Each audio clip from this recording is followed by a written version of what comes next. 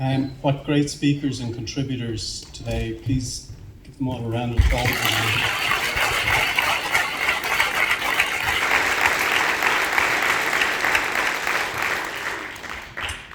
I'd like to wrap up with a few final thoughts. Firstly, some of the local vendors have set up stalls outside. Please go and have a chat with them. They're very informed on their products, and they'd love to get to know you guys and share a little bit about their journey. Secondly, I'd like to just tell you very briefly about the Edible Landscape Project. Again, we're back to the idea of smarter food choices that positively impact the climate, because it's the one area that we can actively reverse the effects of climate change in our food choices. Many people want to do something to address this issue but aren't sure where to start. We've learned a little bit about where we can start today with the Edible Landscape Project. We also offer, from our point of view, from our project's point of view, workshops and talks and podcasts that provide real ideas related to the food choices that we make that can impact the climate. We offer action because we give people the opportunity to get involved here in Westport, and we have the support of local businesses and individuals and the local authority in what our future initiative, our Tree Towns initiative, the planting of fruit and nut trees. We offer support to people, so anybody here that wants to get involved in this project and wants to share the climate message. And if you're interested in that, you can come along to one of our workshops or information days, and maybe you want to learn about how to deliver that message out to students or colleagues or the rest of the community, and we'll provide you with training materials to do that. Most importantly, we want to empower people. We know people are busy and they don't have time, but we also know that people want to contribute. You can financially support the project, and that's really important, obviously, from our point of view and the long-term sustainability of the project, to allow us to do the great work that we're doing. Ultimately, that's what we do at the Edible Landscape Project.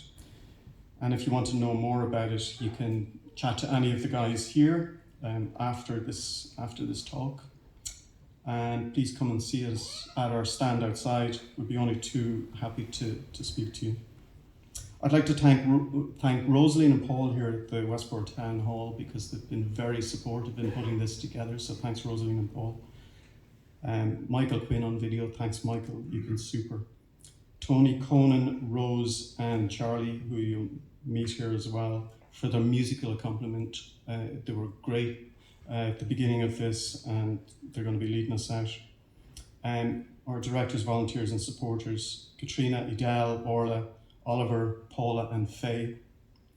This event would not have been made possible if it wasn't for the fantastic teamwork and support of the following people: Siobhan, Diane, McKinley and Rose, thank you very much, and Faye on our website. And of course, I'd like to thank you, as well as our speakers, for coming along here today. I'm going to finish with this. It's a little out of the ordinary, but I think we're people of words and letters and stories and poetry and music. So what if? So what if you could plant a tree? It'd be a part of the family, like a family tree. So what if you could plant a tree? It's more than just wood, and you know that you should. So what if you could plant a tree and it became a carbon sink? Would that make you think? So what if you could plant a tree to attract the birds and the bees? Do you think anyone sees? So what if you could plant a tree and it took root? Would people give a hoot? So what if you could plant a tree and it bore fruit? It'd be your own personal loot. So what if you could plant a tree? It'd become a foil, your pushback against big oil. So what if you could plant a tree and it regenerated the soil with very little toil? So what if you could plant a tree and it was edible? Wouldn't that be incredible? So what if you could plant a tree, one that no one cut, and it bore fruit and nut? So what if we could plant some trees and it became a beautiful wood and it prevented the flood? So what if we could plant some trees? So what if? Thank you.